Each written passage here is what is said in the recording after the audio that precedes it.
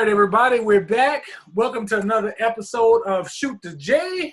As we always do, here I am, your host as always, Dave Jackson, a.k.a. Red Dog. I got top left, Tyrone Jackson, a.k.a. Maestro, or Playoff Maestro. And then, of course, at the bottom, we got Don Jackson, also known as 007. 007s. That's right. So, guys, let's start off. Hey, we had an exciting week in basketball this week. Lakers pulled off another victory, 3-1. Again, shout out to Don for predicting that the Lakers would win game number 1. And now Denver again is on the brink of elimination. So tell me, what do y'all think? Do y'all think they have it in them to make a comeback? Or you think they're done? Or did all other teams take them for granted the same way and got that complacency and allowed them to open the door to allow them to get back into the series? Well, I'll start because, you know, all of us are chess fans on their screen, and we know the power of these two pieces that are known as knights. And one good thing is the Lakers have some real huge pieces that they're using to punish Denver in the paint. And if you look how Dwight Howard has stepped up, Anthony Davis, and even JaVale McGee on the defensive end, it has created a mismatch that, you know, Denver just does not have the answer for. And if they continue to pound in the paint using Dwight Howard, who had a phenomenal game, I didn't get a chance to look up his stats, but he had at least 6 offensive rebounds before the halftime, and half of those went for points. And then you have AD going perfect, almost 9 for 9 for the first quarter or the first half of the game.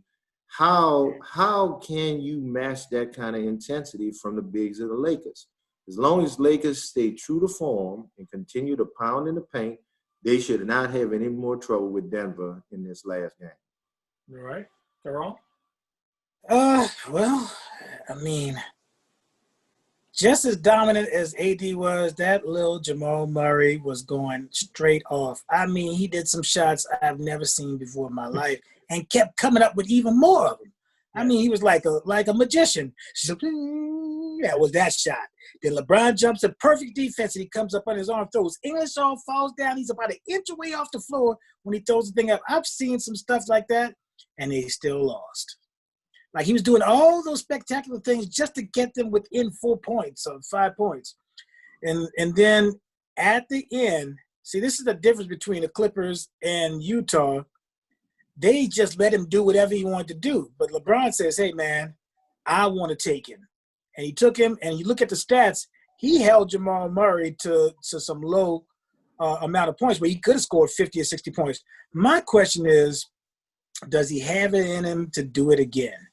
Because usually when you shoot the ball that well, the next game is not going to be like that. However, we know that he put, 50 a couple of times in a row on Utah, right? Yes, 51 on them a couple of times. Right. So I think that if they use the Lakers defense against them, that trapping defense, they could possibly win. But knowing what I know about LeBron James, I think he's going to unleash on them, hopefully, this next game. And hopefully they don't watch Miami to see if Miami going to win or not. But sometimes when people LeBron is 35 years old, right? Yep. He's been there was an interesting stat. His son, Bronny, is closer to age than Jamal Murray than he is. Right. So he's been doing this for a long time. So he's about to shut the door on these dudes. And to add something to Tyrone, what Tyrone is saying, to pull a stat line out, in 45 minutes of play, Jamal Murray scored 32 points, 3 rebounds, 8 assists, 1 block. So he went 12 for 20, which is a 60% field goal average. And he had 8 free throws made on 8 attempts, perfect from the field, from the free throw line. So he is playing at the top of his game. But look at 60% with the type of shots that he was shooting. See, this is not 60% where you're close to the basket and you're making layups. He's shooting 60% deep threes, off balance, one-legged runner, left-handed, pumping under LeBron, almost hitting the ground, switching to the right hand at the last second with English off the backboard. His degree of difficulty on every one of those shots, it was like he was a one-man, he didn't shoot two of the same shots. Like Michael Porter Jr., if you see him shoot, he shoots the same shot, same release every single time. Head fake, let the guy fly by, pull up. Jamal Murray shot something different. Every single move was absolutely different. His assists were different. Even Yes. his assists. No look assists behind the head. If you watch Kareem, I was showing my son, Caleb, video of Kareem because he had never seen Kareem Abdul-Jabbar play. And it was all his highlights back to back. And for a second, you get hypnotized in a reel because Kareem was doing the same thing to you year after year after year. Left shoulder sky hook, right shoulder sky hook. But Murray was hitting you with everything. And to Don's point, the chess battle has been won in this entire postseason by Frank Vogel. I mean, his chess move adjustments to start Dwight Howard was great. Also to play smaller ball, still technically not small ball, but play smaller ball with Houston was great. And then what he did against Portland, well, he to me has been the best chess master, grandmaster on the chessboard so far as making adjustments. Well, that's what he was brought in for, his defense. Yes. So now we're seeing that all the pieces that they have meant something. You could look at it, and just the addition of Markieff Morris was huge, where nobody saw that before. You know. Yes. Even Deion Waiters in the bubble, even though he's not playing right now, just he had some spectacular minutes that they used him for. And then let's not talk about playoff Rondo. Oh my God, he's been huge. Yeah. Fellas, I'm messing up. What are we drinking here today? I'm messing up all our flow here. What is going on? About to say. I was going to say he didn't introduce us with our drinks, so my peach whiskey ginger ale is on the rocks right here. All right. I got this Spitball whiskey for courtesy of my boy Mace. Oh, yes. And Mace will be joining us later on the show. Yeah, cinnamon infused and it's straight, no chaser. No chaser, straight. Well, I got my standard vodka martini with the blue cheese stuffed olives this time, which is my favorite drink. Is it shaken or is it stirred? That's not good for kissing later on if you eat one of them olives. Hey, bro, it's going to be a knockout just like it's posted in the background. It's a knockout like Ali over Sonny Liston over the back of the shoulder. Get real late, that don't matter when you get real late. Right now, he's gonna be brushing his teeth for a long time before he goes to bed. Blue cheese. I still smell the olives. I got one question while we all, talk, just having a sidebar. But these bubble refs, I want to know what fouls are they seeing on this court? And I hope my eyes really amplified behind these glasses because, oh my goodness, I have seen so many phantom calls in these NBA playoffs. I would rather us go back to the standard NBA refs, and I used to talk about them bad, but these bubble refs are killing me. Like Tyrone said, he coined the phrase bubble refs. They truly been in a bubble, and I don't know what they've been seeing. I know I can really see y'all a lot clearer with these glasses on. Maybe they need some glasses. Maybe you can give them to them, bro. Give it to them. I think it's the problem. I think you're not allowing them refs to have no company, and that's what's getting them frustrated out there. It's been 2 months out there? Come on, we asking a lot out of people. Hey, you be doing the same thing. Foul, foul, foul, foul. Company might not be the answer. They need to get their hairdressers in too, because Tyrone, are you implying that some of these hairdressers that they have in the bubble are not really hairdressers? Is that what you're implying, that they're doing other things in the bubble with the NBA players? I would say this. Check Rondo's hairstyle for the last 5 games. It is different every night. And I say night. At night is different. Truth to power, Rondo's brother, from what I've been told, is over all of the hairstylists and all of that. So he is an inside track into who can be in there working on hair and who can't. So it might not be too far off with that comment. So you telling me Rondo's brother is running the bubble hairdressers like Madame Sanovia's? That's what you That's what I'm telling you. But let's come on back to these calls by these bubble refs. Go ahead. I have not seen so many phantom fouls. If a player falls down, they call a foul on the person that's nearest them. There was a point where Jamal Murray was being checked by not Anthony Davis, LeBron James and Caruso, and he just fell down, and they gave LeBron a call, and everybody's looking like, what happened? The man just fell down. What is going on? What about that? Calls. What about the double Dutch move Jamal Murray did? And they said it was a good thing. It looked like it was a double dribble and a travel at the same time. No, he jumped off with one leg. He jumped off of one. He did a hopscotch move, landed, then jumped. Oh, what about Jokic in the previous game? He spin around 2 times on his pivot foot, established it, then lifted that foot up and shot a one-leg shot. I was like, how can you lift up your pivot foot for a one-leg shot? And I'm not going to say the Lakers are perfect either. LeBron has been doing that 3-step travel along with Kuzma. Kuzma been throwing stuff over the shoulder. I don't know where he's going with some of his stuff. And, I think the difference is if you don't have star power, you don't get the call with these bubble refs. I don't think these bubble refs have ever played basketball before. Well, I can tell you they ain't played. And they need a pair of these. Jeremy Grant been just running, too, with the ball. Man. He's been traveling so much. Like, everybody in the arena, they got little kids on the sky screaming, travel, travel. I mean, he's like the road runner before he takes off, and everybody said, man, that Jeremy Grant is becoming a star. No, you're letting him to run like 5-10 steps on his way to the basket. That's why he's looking like a star. Nobody knows when he's going to pull up. This is horrible. He wasn't on anybody's radar, that's why. So he could take as many steps as he want to take. Let's talk but now he's on it. Let's talk about Miami, Boston. Miami's got the chokehold on them with 3-1. I mean, basically, they've lost 2 games this entire playoffs. If you think about that, the Lakers have lost 3. Miami has lost 2. They knocked out heavy hitters on their way up. I mean, everybody was afraid of Indiana with T.J. Warren. He was scoring 40-plus every night in a bubble.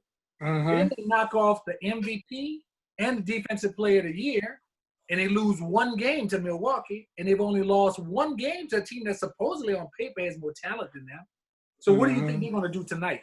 Well, let me give some perspective to what you're saying. If you look at Boston and Miami, they both evenly matched. Just looking at the ticker tape and the stats, Jimmy Butler, 24 points. Bam Adebayo, 20 points in the last game. Dragic, 22 points. Tyler Hero, 37 points. You look at Boston, they're looking for that 4th man to contribute. They have Jaylen Brown, Tatum with 28, Jaylen Brown with 21, Walker with 20, Hayward with 14, and Smart with 10. So who's going to be that 4th man to step up and give them enough, or the folks off the bench that's going to step up to give them a lift over Miami? That's what they're missing. The person who's going to give them the lift is the guy who's carrying their bags out to the airport when he gets swept tonight. That's the person who's giving them a lift. Might I take your bags for you? That's the lift they're going to get. So, Tyrone, are you saying that because they're young or whatever, the coaching or what have you, that they're mentally checked out? You think they don't have the resolve to come back from a 3-1 deficit or the experience? Well, the experience, I think Jason Tatum is going to be that guy when he gets going, but he's not that now. He's going to have a monster game, and I think Gordon Hayward coming back in the mix is going to take some of the flow away from the other people. Like Gordon Hayward, he had some good assists, a little hustle plays and stuff, but he didn't have that many points the last game that he was in, and they won. But Brad Stevens was his coach in college, and he bragged about how Gordon Hayward knows the system. I can't – and that's one of the things that what's the guy who used to be there at Boston, but he got traded to Charlotte? Rozier, Terry Rozier. Oh, yeah. Rozier, yeah. So Rozier was saying, hey, man, Gordon Hayward is coming in and getting like 50% of the plays called for him. And then Jason Tatum, that doesn't leave anything for anybody. And then Kyrie was there too. So you're force-feeding Kyrie and Gordon Hayward to be the stars of a team that's supposed to be moving the ball around. It brings me back to the point that the Clippers were like blue-collar people last year, right? Yes. They didn't have any superstars, and they accomplished a lot. And they said, all we need is a superstar. Yes. And how far did they get? They got 2 superstars at the same position and didn't make it. Yes. So Boston, they said they needed a superstar, so they're going to get Kyrie. They did worse with Kyrie than they did without him. Now you got Gordon Hayward. Are you going to make him the superstar and say we're going to win or lose on him? And if they do that, they're going to get swept. I don't think they really have a go-to identity who's that person going to be. And it's Marcus Smart has proven to be the smallest man on the court with the biggest heart. And Kemba Walker can't give you what he needs to give you because he's never been in this position before. True. So I think if they have the luxury of staying together, they'll be better next year and maybe the year after. But I don't think they have a go-to person that says, like LeBron did, this is going to stop now. I'm taking over. Or I'm going to do this. Or AD taking that criticism. AD showed me some heart in that last game when he hurt his ankle. He tightened up his shoe and stayed in the game. If he was with the Pelicans, he would have been wheeled out of there. You know? And so I think Miami has some back dogs. spasms. Right. Miami have some dogs on their team. And I think they're going to try to close them out tonight. Oh, and that boy Tyler Hero put a 37-piece on him the last game. You know, where you expect him to be highlight plays, he was – the great, beautiful thing about Miami is they don't care who scores on offense. No, exactly. It could be Dragic one night. It could be Butler the next night. It could be Hero. It could be Duncan Robinson. It could be Bam's night. Like you said, Tyrone, they have that blue-collar mentality. It's like the opposite of the Clippers where they came in with a premium. Right. We got superstars now, and now we're going to go to the next level.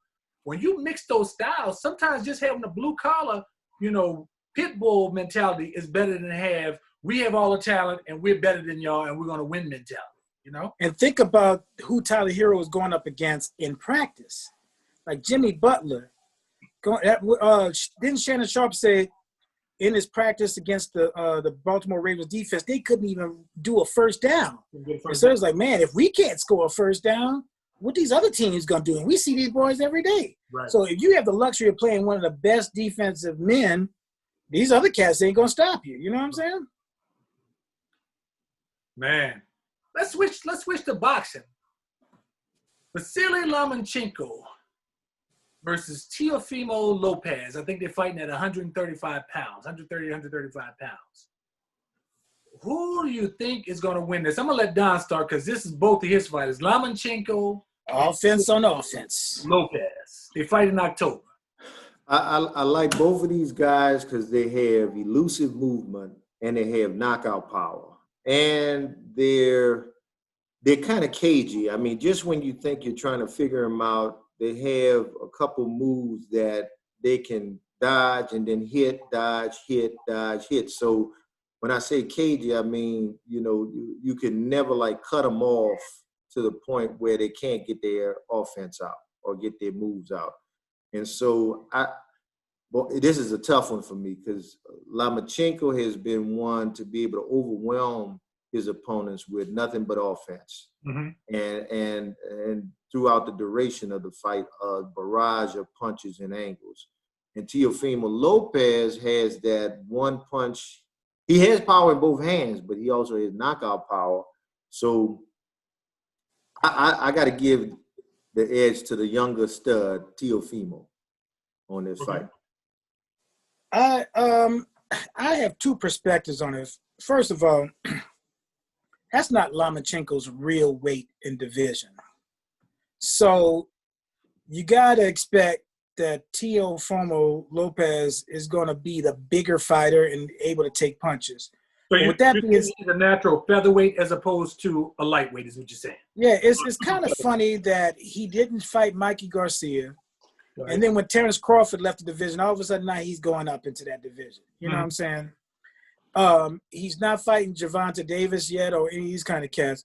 But his reach wasn't that effective against Jorge Linares, right? And Linares knocked him down. The thing about Lomachenko is he's so fast and elusive, and he will make you quit with the accumulation of punches. And he's really breaking you down mentally and physically as well, where you don't want anymore. The thing about Teofimo is he don't care. So if Lomachenko tries to go toe-to-toe with him, he's going to be at the wrong end of an exchange. However, I think Lomachenko is going to be crafty enough to tire Teofimo out.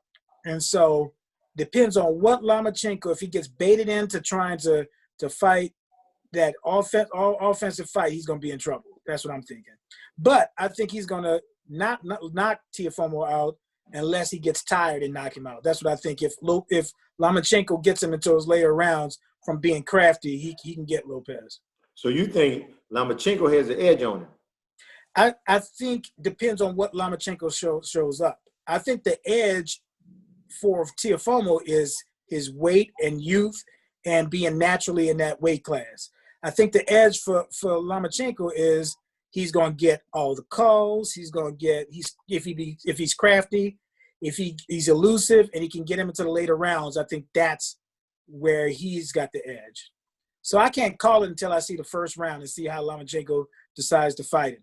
If he boxes him, it'll be Lomachenko all the way. But if he tries to throw all in multiple punches and stay in the pocket, he's going to be gone. Dave, what do you feel? Y'all know my feelings on Lomachenko already, so you already know how that goes. Well, The people tell us what you think. I think he's fantastic, but I think he's all the praise and adulation they're giving Lomachenko is too premature for a guy with 15 fights. And one loss. You're 14-1. You're 32 years of age, and you're 14-1. Who have you ever fought that's a champion in your weight class? Okay, they got him pound for pound number 1 in a list that has Canelo in it. Okay, who's gone up to light heavyweight and fought, and super middleweight, who started off as a welterweight, who has 30-some-odd fights. I think the adulations come too fast, and they say because, oh, look at his offense, look at this, he's the Matrix, blah, blah, blah. He is great, but putting him as the best of, like Joe Rogan said, I think he's the best boxer that ever lived. Really? Over Floyd Mayweather? Over Andre Ward? Let's not talk about Sugar Ray Robinson and the Jack Johnsons of the world and Sugar Ray Leonards of the world who fought tough competition.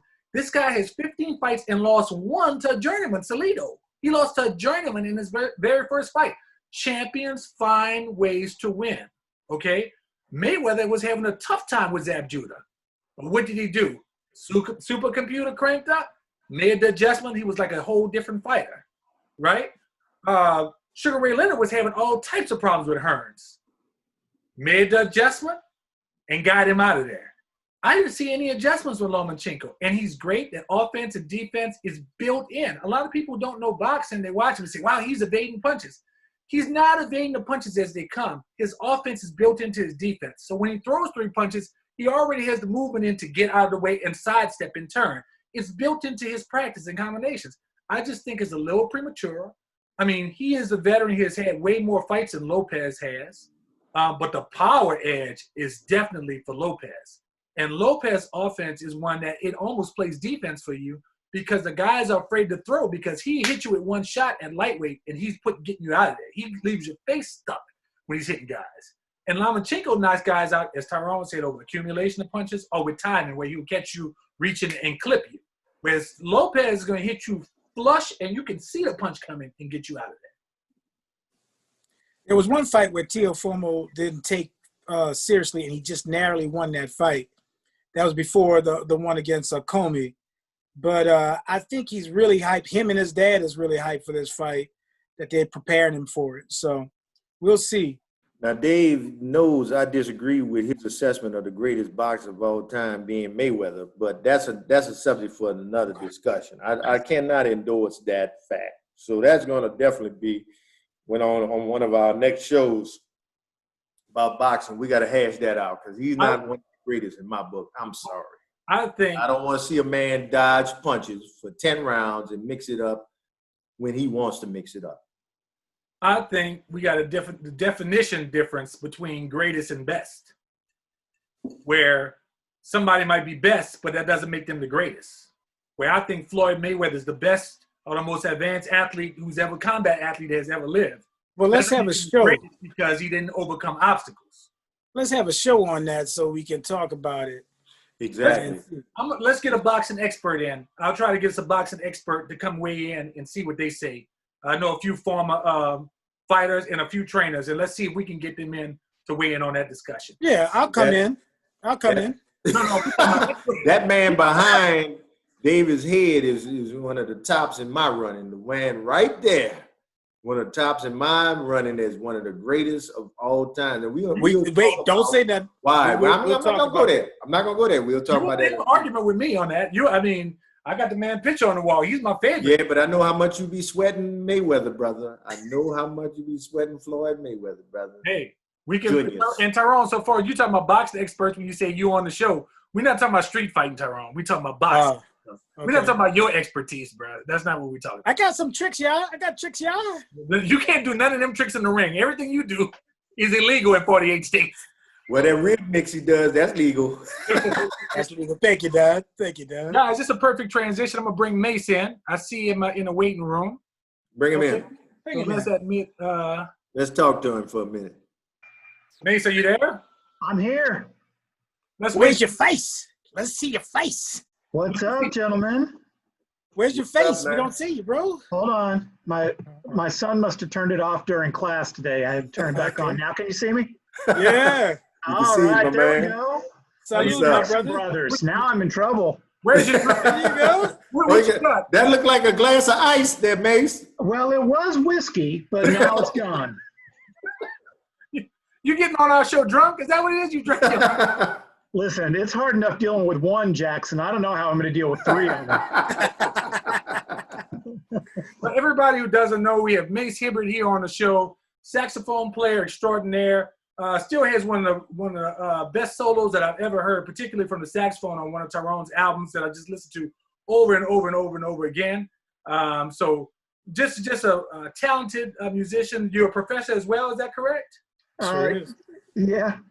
It's hard to say yes, but yes, I am. Gotcha. So we're pardon the pun, jazzed to have you on the show, if one could say that. Okay. Oh wow. Yeah, that's pretty bad. I might edit that one out. That's pretty bad. Everybody's shaking their head from the left corner of the screen to the right. So today we talked about a little bit of boxing, about a lot of basketball. Give us your take on, what you think the state of basketball is and the superstars in the league and basically LeBron James, and just give us your take on it. I think there are more young, great stars in basketball than I can remember in a long time. When you have guys, like Doncic and Devin Booker and Murray, from what he's been doing in the bubble, and Jokic and all those guys, man. There's so many young guys, and Tatum and all those guys. It's pretty exciting to watch. And then you have LeBron, who's 35, I think, and he's still going like he's 25. So that's pretty incredible as well. So I'm just glad that we got basketball back in the bubble. It was hard without it. Yes. Go ahead, Don. I want to ask Mace what he think about those refs, because I had a bone to pick, not to take away from Ty's segment, but I had a bubble ref problem. Show him the glasses, Don. Show him the glasses. Show him the glasses. I want to know what they were looking at in these games, because I've seen so many phantom calls. I'm interested in seeing your take on it. The thing that bothers me more than the calls, which have we as fans, we've always been griping about calls, but I can't stand all the reviews because they don't even get it right when they do the reviews. And like a team has some momentum and then they get a review and then we wait 5 minutes and they don't get the call right then either. So I'm tired of that. I'm tired of seeing all the players doing this because they want every single foul call reviewed. I'm just, then we got to see a dumb State Farm commercial. Last night, LeBron knocks Jamal Murray over with his hip, and then right afterwards going like this. It's like, come on, man. Like, you knocked him over. Is that the one he faked like he got hit in the leg? That was... That's the one I'm challenging the bubble refs on for even making that call. I think we got a different. Yeah, I mean, the bubble refs, I guess it's just hard because everybody's watching them a whole lot closer. But there have been some bad calls. Tyrone, as a coach, what do you do if a player says, Coach, No way I touched him, coach. No way. And they review it, and everybody looks on the screen, and it's obvious. What do you do as a coach when your player begs you to use his only replay, and then it's obvious that he slapped him across the face? How do you feel? Okay, and I'm the coach, right? You're the coach. And is this the NBA team? It's an NBA team. Oh, I got to get in their pockets then. Hey, bro, you review this thing. That's $20,000. If you put your finger up for me to review it. Reach into your pocket. That's not the answer. The answer is if it's LeBron, you review it, and if it's Caldwell Pope, you just ignore him. It all depends on how good the guy is that wants it reviewed. Look, I tell KCP, you ain't got enough money to even review it, bro. Exactly. You know Danny Green ain't getting no reviews. That's right. A lot of those fingers going to go up to review, and it's going to look like the church interruption finger. Never mind. Let me just. Yeah, that's right. Exactly. What about James Harden with all that acting he was doing in the ref? I have to say he's undeniably great, but I cannot watch James Harden play basketball.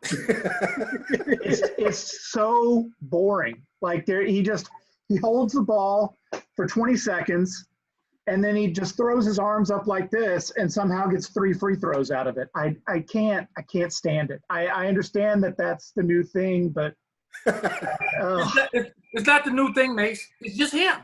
Nobody calls. How do you dribble to the goal and then you push the ball in my face, throw it, and it's a foul on me, and you go to the free throw line? Right. And his stat line at the end of the day is 3 for 12 from the three-point line, and he shot 19 for 22 from the free throw line, and he's got 35 points. It's like you got them all at the line, a parade of free throws, but you actually only made about 4 spectacular threes, and you got the whole world fooled thinking you're the greatest scorer of all time. Well, that's why the Lakers a big game, and then he doesn't even do that. He just goes away. Gosh. Get him out of Yeah, here. that's why he got thrown off for Chris Paul's commercials. Remember, he used to be in the State Farm commercial with Chris Paul. Chris Paul say, "I'm not trusting any of y'all. I'm putting my son in the commercial." And Carlton Banks. They called him back with them corny Right. lines. Right. All right, so wait now. Don't come on here mild. Now this is not a politically correct. Listen, I'm trying to come up with my best Stephen A. Smith and Skip Bayless stuff here. Come on. Well, I'm can I ask a question? Go ahead. Let me ask a question. So, and this is for Dave and for Mace Down if you want to join in. Uh-oh. LeBron James or Michael Jordan, the greatest player in the game? Who's going first? It's you. Go ahead, Mace. I mean, I've said this before. I watched all those Bulls series, and let me say, I'm not a Bulls fan. I grew up a Lakers fan. I was all Magic Johnson. Then I became a Spurs fan when I got a little older and could afford to go to some games in San Antonio. So I've never been a Jordan guy, but I watched all those games. And the biggest difference for me between Jordan and LeBron is watching a game, I always assumed Jordan would win. Always. No matter who he was going against, no matter what, once he won that first one against Magic, I always thought he was going to win. And LeBron, whether it's his fault or it's not necessarily, I mean, he was going against Golden State for a few years. You know, I just don't get that feeling. Even right now, if you told me Denver comes back from 3-1, I'd be surprised, but I wouldn't be shocked. But no one would come back from 3-1 against Jordan. Because I never saw it. Maybe that's why I don't believe that. Okay. All right. Oh, you're sticking your finger up now, huh? Time to review. Okay. What team did Michael Jordan ever play in the finals that was better than his team? So you always have the feeling that he's going to win. He's always had the better team. That's true. There's not That's one true. team you can point to that he played in the final. And look, it's not his fault. You can only play the people who match up against you. You can't. That's right. Play. So whoever he advanced against is who you play. And he beat everybody you put in front of him. But I'll rewatch. Nostalgia is a hell of a drug. Like Dave Chappelle, Rick James. I went back and rewatched the 95 finals with Jordan versus Barkley. Okay. That was a great series. It was back and forth. That was a 6-game series. I really wanted Barkley to win that series. Guess who I was in wanted KJ to step up. Me too. What was that, David? Guess who was in crunch time playing on the court with Barkley? In crunch time, game on the Well, line. Tell it me who would've you been- think was on the court playing You with would have him. had Marley, Okay. Kevin Johnson, who wasn't worth a crap during that series. Okay. Who else? Was Oliver Miller there yet? Oliver Miller was there. Hornacek, was he? He wasn't on there. Was he on the Suns back then? No, but Sabalos? you're close. Sabalos? No, that was before No, Sabalos. Danny Ainge was on the team with him. Oh, that's right. That's right. Danny Ainge? Danny Ainge. That's right. I rewatched the fourth quarter of the closeout game in Phoenix with Bulls versus Barkley, Bulls versus Suns. In crunch time, the 5 players on the floor for Phoenix against Michael Jordan and Scottie Pippen and Right. Horace Grant and B.J. Armstrong was Charles Barkley. Joe Klein was the starting center. In crunch time. I know you're not going to disparage the great Joe Klein. Bring him in right now, slap him in the face right now. No, Now, you won't. Let me say, you're No, you won't. absolutely right. Joe Klein. I'm not done. Danny Ainge was on the squad on the team too. Kevin Johnson was playing crunch time minutes, and Dan Marley was the 5 going up against. Now, like I said, it's not Jordan's fault. You could only play the guys they put in front of him. Right? But what team did they play that was like Golden State? What team? Well, I mean, there were never any teams like Golden State. I mean, that Golden State team, especially once they got Durant, there's never been anybody close to that. That was the whole argument as to why everybody hated Golden State when Durant went there. Right. You know, I mean, that I agree. I think a better argument was before they got Durant. You know, and it was Draymond and Clay and Steph. I think if they had played the 4 years in a row without Durant, and LeBron had still only won 1, I think that would have been an issue. But I don't hold that against LeBron that he lost to that team. I'll also say, if LeBron plays 2 or 3 more years, I mean, at a certain point, you're weighing 12 years of like true Jordan greatness versus 20 years of LeBron greatness. I mean, at a certain point, if he just keeps playing, like, that's going to be hard to argue against. It's the same argument with Kareem. He just played for so long and was so good. But Jordan was just a killer. LeBron, you know, people like to compare LeBron to Jordan, but LeBron's more like Magic for me. Yeah, he plays. You know, he's the guy that's going to, if the best play at the end of the game is to pass to a teammate, he's going to pass it to him, whether it's, you know, Boobie Miles in the corner for the Cavs, or whether it's Kyrie Irving, you know. And once he had Kyrie Irving and Kevin Love, things got a whole lot better. You know, I agree with that. I don't think everybody here has everything. I think, you know, Jordan came in the league with the killer instinct, and LeBron didn't. yeah, But LeBron also came in with something that Jordan didn't have, where he involved his teammates from minute 1 when he was 18 years old. I agree. Whereas Jordan took him 8 or 9 years to trust his teammates to put an offense in for him to be able to distribute, to make him great. Jordan's a psychopath. I mean, like he is. I mean, and I think that's why he was such a great winner. You know, I will say, you know, I agree with your argument that Jordan never faced any of the teams that good. Jordan also, I think, had the best Robin to his Batman in Pippen. I don't think Jordan's ever. I mean, Wade was really, really good those first couple of years in Miami, but he was already starting to feel all of those drives to the basket, you know. And now he's playing with Davis, but you know, LeBron's on the other side of his peak now. You know, when Jordan and Pippen together, they were both in their prime. Like, so there's certainly arguments. It's just, and maybe like you said, a lot of it's nostalgia. And I grew up watching Jordan, and I hated him, and he beat everybody that I didn't want him to beat. You know, and Well, me too. Me too, Mace. I hated Jordan. I was a Yeah. big Knicks fan back in the day. I was like you. I'm sorry. Hey, I love Patrick Ewing and Pat Riley and the Knicks. I'm sorry. And I wanted Yes. them to beat Jordan and them into submission. And they came very close on occasion. And I was like you. I was a Lakers fan early on, too, watching Magic and Kareem. I love Kareem and his dominance as a big man. And I think that the argument is hard because it's errors of greatness. And Jordan, in my book, during that time, there was nobody greater than him. And then when I look and it wasn't close. It wasn't close. And then when I look at how LeBron stepped on the scene and all the things he was bringing to the game, there was nobody close to him in his era. So I'm kind of torn when you see the greatest of all time when you look at those kind of players. Even when you look at Kobe and his impact on the game during his time, he was so dominant. And I'm not a Kobe fan by any stretch. Me either.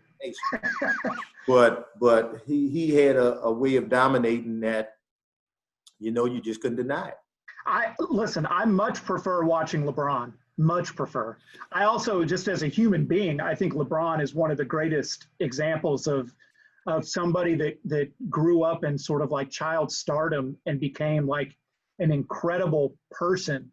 Like to me, he's someone that should be admired for so many reasons, and so I wish I could say that I thought LeBron was better.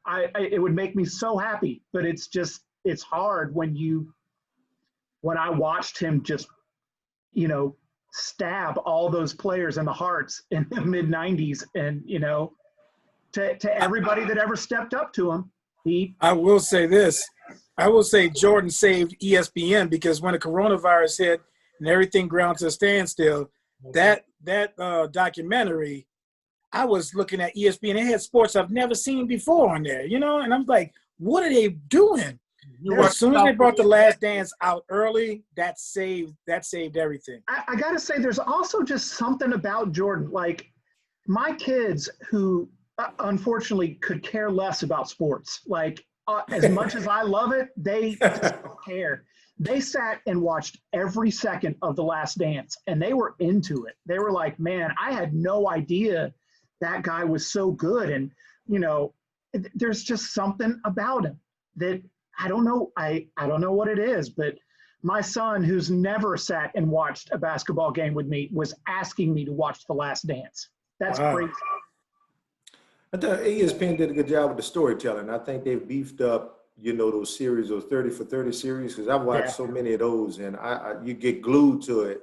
Yeah. Trying to figure, they go so much into the background and the like you said, Ty, with The Last Dance, how those the real emotions and drives and the deals that were going on in the background, or lack of deals to secure Pippen. I mean, now that's when you found out who Jordan was made of, when Pippen went down and he called Pippen selfish instead of negotiating a better contract for his boy. If that's your Robin, I agree. You got to make sure Robin is taken care of, and he felt it in those games when he was trying to win without Pippen, and because the man didn't choose to go through his surgery.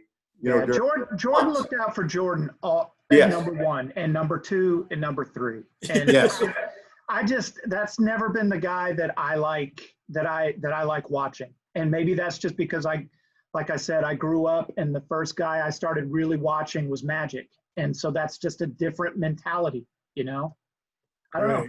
I agree with you. I mean, this is what I say. We got to switch because Tyrone has one segment we have to do. We're running a little overtime. But this is what I say. Jordan was different in two ways. One, his whole marketing campaign was done by like Giorgio Armani, okay? So all of his photography shoots, it wasn't just a guy with sweatpants on taking a picture with him in a shoot. It was always him in these dramatic poses and these Italian suits and everything. And they made it like basketball, which is like a gym rat sport, to like an upper echelon thing, like a stylish thing, where it was not that way before. But then he also had the Spike Lee commercials, which gave him credit with that sort of, street cred. Yeah, I mean, he had it covered from every angle. I mean, it's pretty. I mean, it's just amazing what they did with him. And still making money. He's still making money now. Yes. Crazy. It's too bad he's not even half the owner he as a player. He's a terrible owner. Oh yeah.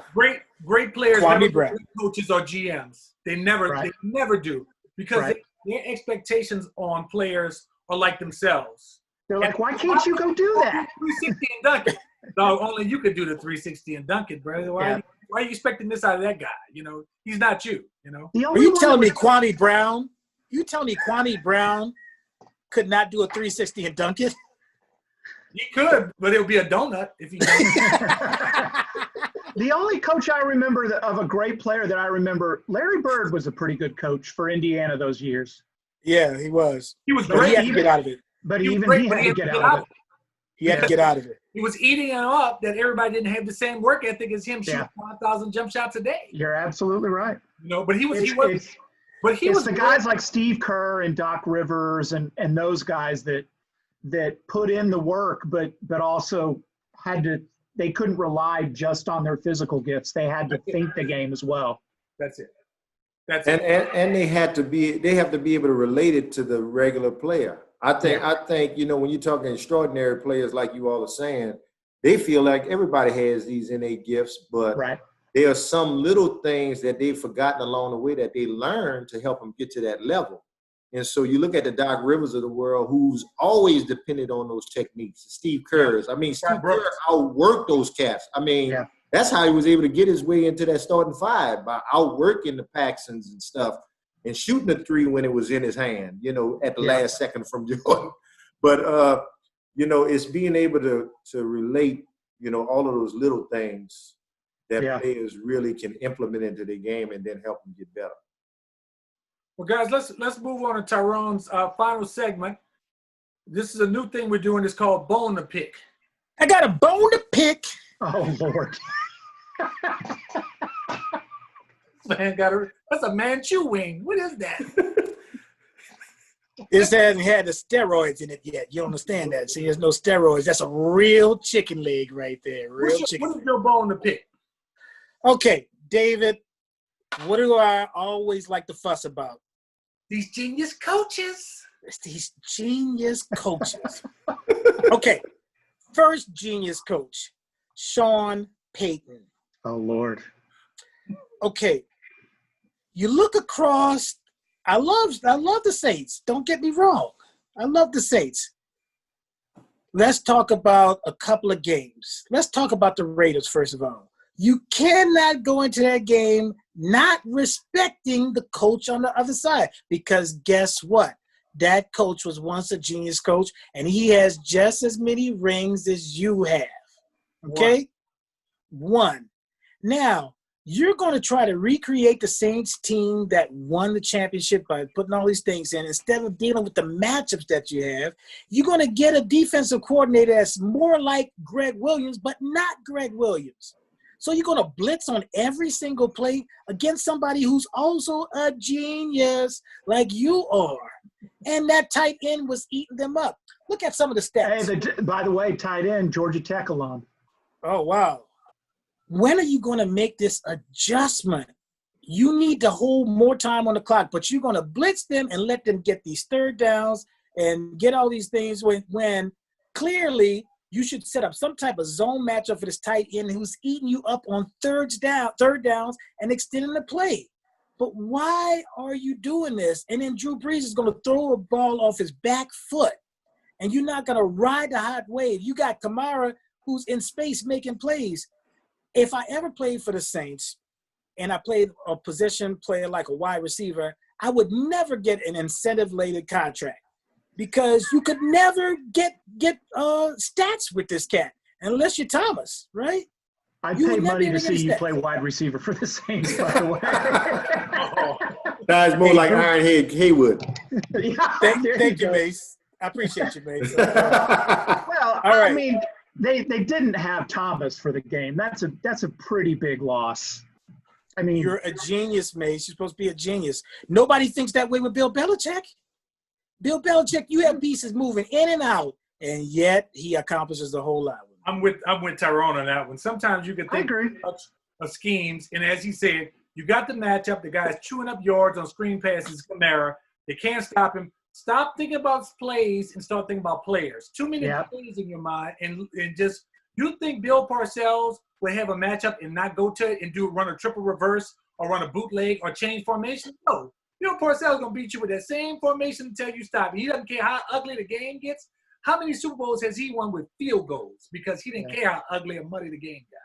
Josh McDaniels is supposed to be a genius. That's another genius. And Brad Stevens is a genius. What's your boy Don, who used to be with Dallas, the coach, who's the offensive coordinator for the Giants now? Jason Garrett. Jason Garrett. Jason Garrett is supposed to be a genius. What you call him? The clapper. You call him Mace? Mace call him the clapper. He's making just as much money as Wade Phillips was. Just to retain him, Jerry Jones said he's going to be our future. And Wade Phillips had a good team there. And how is your offense coordinator making almost exactly the same amount of money as your head coach? He's a genius. Well, fellas, we had a good one today. Mace, got to thank you so much for being here with us today. Hopefully it won't be your last time. We'll definitely get you on again. I would love that. I love talking sports and acting like I know what I'm talking about. Tell everybody what you have going on musically. What's your next gig? What album do you have out? Let everybody know what you have. Well, you had to ask me during COVID what I have going when my next Hey, we gig just is. did something, Mace. Come on, man. Yeah, you know what? Tyrone and I just recorded for the Fletcher Henderson Jazz Festival. There we go. We did a recording on Tuesday night. I have not been told when that's going to come out yet, but we are excited about that. I think it came out really well. Other than that, I think my next gig is 2023. But Mace has some albums out. He's on my album, but he has a lot of wonderful albums out as well. Tell us the name of your albums. Your album, Mace. We've got Time Gone By and When Last We Met. And then I did a project with a guitar player that Tyrone and I both know, Trey Wright. It's called the Hibbard Wright Project. And then I'm on Tyrone's record called Melody in Need, which is one of my favorite records I've played on. So you should all go and get that one. Well, guys, thanks again for tuning in. We'll be back on next Friday at 7 p.m. is when we'll post on Facebook. Next week, we'll have Eric Butcher, sports writer from Dallas, who's going to come and join us. He's a hardcore Dallas Cowboys fan. So we're going to pour out a little bit of drink to him for the last day or so. And we look forward to seeing everybody again next week. Y'all, thanks again. Shoot the J. We'll see y'all next week. All right.